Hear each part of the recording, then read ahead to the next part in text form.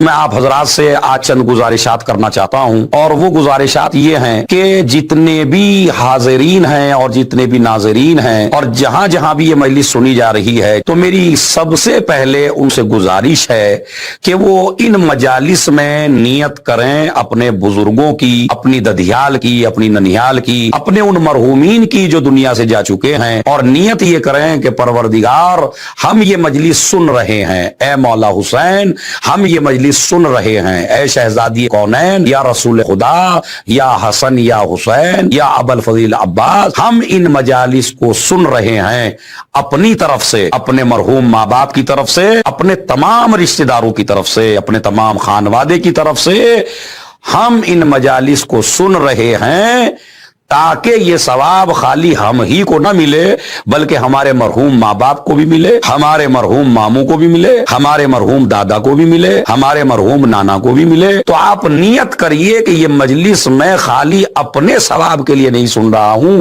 बल्कि अपने तमाम मरहूमीन को भी इसमें शामिल फरमाए, इसलिए कि दरबार हुसैनी है और दरबार हुसैनी में ऐसा नहीं है कि अगर आप दूसरे की नियत कर लेंगे तो आपका सवाब कम हो जाएगा। हमारे यहां आजकल ये गलत एक फिक्र पैदा हो गई है, इस फिक्र को हमें खत्म कर देना चाहिए। मतलब हम इमाम हुसैन अलैहिस्सलाम के रोजे पे जाते हैं तो हम खाली अपने लिए दुआएं मांगते हैं, जनाब अब्बास के रोजे पे जाते हैं खाली अपने लिए दुआएं मांगते हैं, हम करबला जाते हैं, नजफ जाते हैं, काज़मैन जाते हैं, मदीना मुनव्वरा जाते हैं, मक्का मुकर्रमा जाते हैं, और अगर आपसे कहा जाए कि आप दूसरे के लिए दुआ करिए तो आपका जवाब ये होता है हमने पैसा दूसरे के लिए थोड़ी लगाया है। यानी अगर यहां आके मक्का मुकर्रमा में आके, मदीना मुनव्वरा में आके, करबला में आके, नजफ में आके हम अपने लिए ना मांगे और दूसरों के लिए मांगे, ये कौन सी अक्लमंदी की बात है। हमने 1.5 लाख रुपया लगाया, हमने 2 लाख रुपया लगाया, हमने 5 लाख रुपया लगाया। तो अगर आपकी नीयत ऐसी है और आपका इतना दिल तंग है तो याद रख लीजिएगा, एक जियारत नहीं अगर 70 जियारत भी करेंगे तो कोई सवाब होने वाला नहीं है। आप सिर्फ अपने लिए मांगेंगे, हो सकता है कम मिले, लेकिन अगर दूसरे के लिए मांगेंगे तो आपको ज्यादा मिलेगा। इसलिए कि ये नुस्खा आप हजरात को बताया हुआ है सिद्दीक़ ताहिरा हजरत फातिमा ज़हरा सलामुल्लाह अलैहा, उन्होंने ये नुस्खा बताया है कि जब शब जुमा आया करती थी तो मेरी शहजादी दुआ करती थी और दुआ में अपना नाम पहले नहीं लेती थी, परवरदिगार फला के बच्चे सेहत पा जाएं, फला के बच्चों को रिज़्क़ मिल जाए, फला की तबीयत ठीक हो जाए, फला कोई कारोबार में तरक्की हो जाए। मदीने के एक एक आदमी का नाम लेके मेरी शहजादी दुआ किया करती थी। इमाम हसन अलैहिस्सलातु वस्सलाम ने पूछा, अम्मा आप हमारे लिए बाद में दुआ करती हैं, पहले दूसरों के लिए करती हैं? तो बस एक हदीस है जो मेरे नाज़रीन मोहतरम याद कर लेंगे। शहजादी फरमाती हैं, क्या बुनैया अलजार सुम्मदार, बड़ी छोटी सी हदीस है मगर दिलों में उतर जाएगी, आप भी याद कर लीजिए नाज़रीन मोहतरम। या बुनैया अलजार सुम्मदार, ए मेरे लाल पहले पड़ोसी है बाद में अपना घर है। जब ये लिस्ट बारगाहे खुदा में पहुंचती है, खुदा की बारगाह में ये लिस्ट पहुंचती है कि जिसमें जनाब ज़हरा फरमाती है फला फला फला को मिल जाए, फला को रिज़्क़ मिल जाए, फला को दौलत मिल जाए, फला को बच्चे मिल जाए, फला को तरक्की मिल जाए, ये इस तरह की लिस्ट जब बारगाह खुदा में पहुंचती है तो आवाज कुदरत आती है, ये मेरे फरिश्तों पहले ज़हरा के हक में दुआ कबूल करो, बाद में दूसरों के हक में दुआ कबूल करना। कहा क्यों? कहा उसकी वजह यह है कि जब ये कनीज होकर बंदों पे इतनी मेहरबान है तो मुझे खुदा होकर इस पर कितना मेहरबान होना चाहिए। एक सलावात भेज दे मोहम्मद और आले मोहम्मद। आज तक यही शिकायतें आती हैं, मौलाना साहब करबला तक चले गए मगर दुआ कबूल ना हुई, मक्के तक चले गए मगर दुआ कबूल ना हुई, न जाने कहां कहां चले गए मगर दुआ कबूल नहीं हुई। दुआ इसलिए कबूल नहीं हुई है कि उसने आपको अता किया नहीं है। मैं तवज्जो चाहता हूं, मेरी बात पे आप एक एक आदमी तवज्जो दे। उसकी अता में कोई कमी नहीं है, मुझे मांगने का तरीका नहीं आता है, मुझे मांगने का सलीका नहीं आता है। सलीका आले मोहम्मद ने क्या बताया? अगर आप चाहते हो कि आपकी दुआ कबूल हो तो पहले अपने मोमिन भाई के लिए दुआ करो, बाद में अपने लिए करो। यह दुआ का एक तरीका है। इस दुआ के तरीके को भूलिएगा नहीं मुहर्रम में, इसलिए कि मुहर्रम में बहुत ज्यादा दुआएं मुस्तजाब होती हैं, दुआएं कबूल होती हैं, इसलिए कि नूरानियत फैली हुई होती है। आले मोहम्मद के आप बहुत ज्यादा करीब होते हैं मुहर्रम में। हम हर चीज छोड़ देते हैं, लहव लाभ छोड़ देते हैं, सैर व तफरी छोड़ देते हैं, इधर उधर की बातें छोड़ देते हैं और हम करीब हो जाते हैं आले मोहम्मद के। लिहाजा ये बेहतरीन तरीका है दुआ की कबूलियत का। तो पहला तरीका यह है, पहले दूसरों के लिए मांगिए, बाद में अपने लिए मांगिए।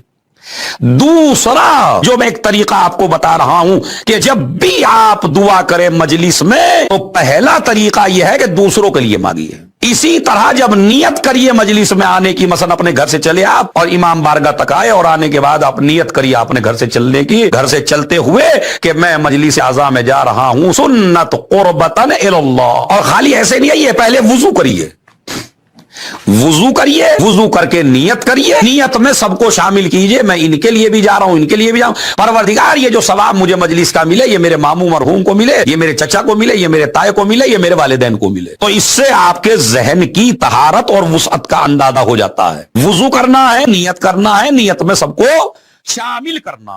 घर में भी अगर आप मजलिस सुन रहे हैं तो बैठ जाइए, वुजू करिए, वुजू करके बैठ जाइए, नियत कीजिए तज़किरे आले मोहम्मद को समात फरमाए, तकब्बुर और गुरूर को छोड़ दे।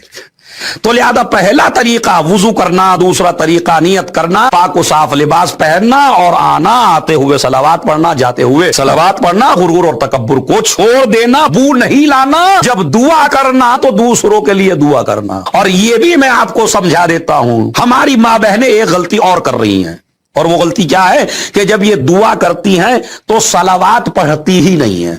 वाकई ये गलती है। बच्चा दे दे, ये परवरदिगार हमें खाना दे दे, ये परवरदिगार हमारी रिज़्क़ में बरकत दे दे, कहना शुरू कर दिया, मेरे बच्चे को कामयाब कर दे, फला की बीमारी को दूर कर दे, फला की परेशानी को दूर कर दे, मेरे लाल की इस मुसीबत को दूर कर दे। नहीं, सबसे बेहतरीन तरीका जो सादिक़ आले मोहम्मद ने बताया है, छठे इमाम ने बताया है, और इमाम फरमाते हैं अगर कोई इस तरीके से दुआ करेगा तो मुमकिन नहीं है कि उसकी दुआ रद्द हो जाए। और जब रावी ने पूछा मौला कैसे दुआ करें, वो फरमाते हैं कि जब भी तुमको कोई परेशानी आए, जब भी तुम पर कोई मुसीबत आए, जब भी तुम किसी मुसीबत में घिर जाओ, तो सबसे बेहतरीन तरीका यह है पहले वुजू करो, वुजू करने के बाद मसलन मुसल्ले पे बैठो या अपनी चारपाई पे बैठो, वुजू करके बिस्मिल्लाहिर्रहमानिर्रहीम पढ़ो, उसके बाद कहो अल्हम्दुलिल्लाहि रब्बिल आलमीन, 3 मरतबा सलावात पहले पढ़ो, बिस्मिल्लाह कहो, फिर 3 मरतबा सलावात पढ़ो, फिर ब्रैकेट में अपनी हाजत रखो। वुजू किया, वुजू करके बिस्मिल्लाह, बिस्मिल्लाह के बाद 3 दफा सलावात, 3 दफा सलावात के बाद अपनी हाजत के बाद फिर 3 दफा सलावात। तो इमाम फरमाते हैं मुमकिन नहीं है कि बंदा इस तरह दुआ करे और अल्लाह उसकी दुआ रद्द कर दे। पूछा क्यों? कहा इसलिए कि सलावात एक दुआ है। बड़ा मसला है, अगर मैं समझा गया आपको चांद रात में, सलावात एक दुआ है।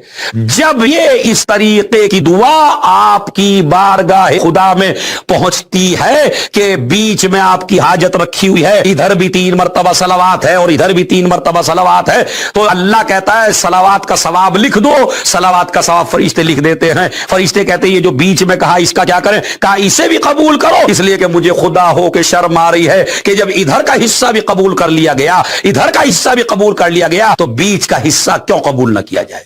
अब मैंने आपको बता दिया, मजलिस में आने के आदाब भी मैंने आपको बता दिए, मजलिस में आने का तरीका भी बता दिया, और मजलिसों में दुआ करना, जब इब्तदा में आके बैठो जब दुआ करना, और जब मसाइबे सैयदुश शुहदा बयान हो, आले मोहम्मद का तज़किरा हो, आले मोहम्मद की मुसीबत बयान हो, तो उस मुसीबत पे गिरिया करने के बाद जब आंसू बह रहे हों, बल्कि मैं तो ये कहता हूं कि इन आंसुओं को भी साफ करके, ऐसे ये जो आंसू हैं आपके, इसलिए कि ये आम पानी नहीं है, ये रहमत का पानी है, ये बरकत का पानी है, इसको लेके अगर अपने हार्ट पे भी आप लगा लेंगे ऐसे, तो इंशाअल्लाह आपको दिल की परेशानी होने वाली नहीं है। इसलिए कि ये आंसू उस रूमाल से मस होके आए हैं कि जिसकी चादर से नबूवत को शिफा मिलती थी। एक सलावात भेज दे मोहम्मद और आले मोहम्मद के शिफा मिलती थी, जिस बीबी के चादर से नबूवत को शिफा मिलती थी, उस बीबी के रूमाल से टच होके ये आंसू आया। इसी तरह अक्सर मुजतहिदीन, बाज उरफा, बाज उलमा की हिस्ट्री में हमने पढ़ा कि वो मुहर्रम का रूमाल अलग रखते थे, और मुहर्रम के रूमाल जब आंसू बहते थे तो सारे आंसू रख लेते थे उस रूमाल में, और उसको बड़ी पाक जगह पे रखते थे, और वसीयत करते थे जब मैं मर जाऊं तो ये मेरा रूमाल मेरी कब्र में रख दे। क्यों? इसलिए कि ये आंसू बड़े अजीम है।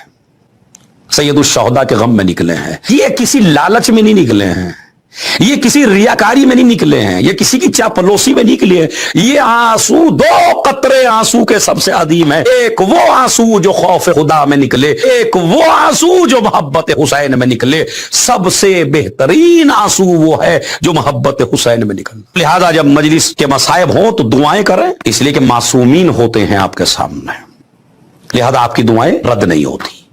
तो मजलिस के मैंने आदाब बताए, मजलिस का आपको तरीका बताया, और मजलिस के साथ साथ मैंने दुआ करने का आपको सलीका समझाया और तरीका बताया। और सबसे पहले अपने गुनाहों की माफी मांगे, कोशिश करें कि हम हुर बन जाएं। ये मुहर्रम हुर बनने का महीना है, खताओं से माफी का महीना है, गलतियों से दूर होने का महीना है।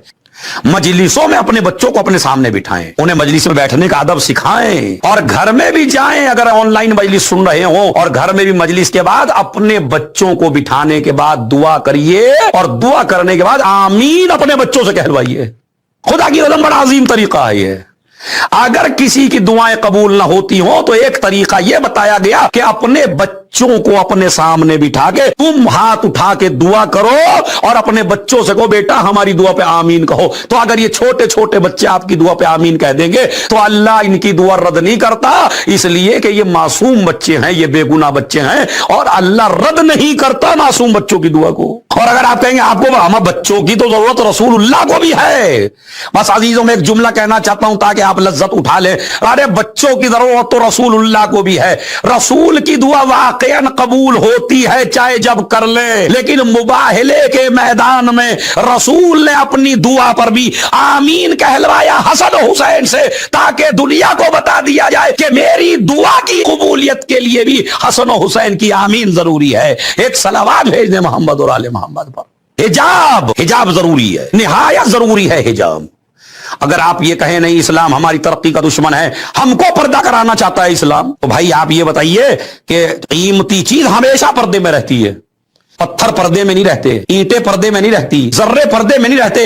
पत्थर ठोकरों में होते हैं, जर्रे ठोकरों में होते हैं, ईंटें ठोकरों में होती हैं, मगर सोना चांदी संदूक के अंदर रखा जाता है। ये मेरी मां बहनों का संदूक में सोने चांदी का रखना इस बात की दलील है, जो कीमती होता है उसे पर्दे में रखा जाता है। ये मेरी मां बहनों, इस्लाम ने आपको पर्दे का हुक्म दे के आपकी इज्जत नहीं घटाई है, आपके कीमती होने का ऐलान किया है।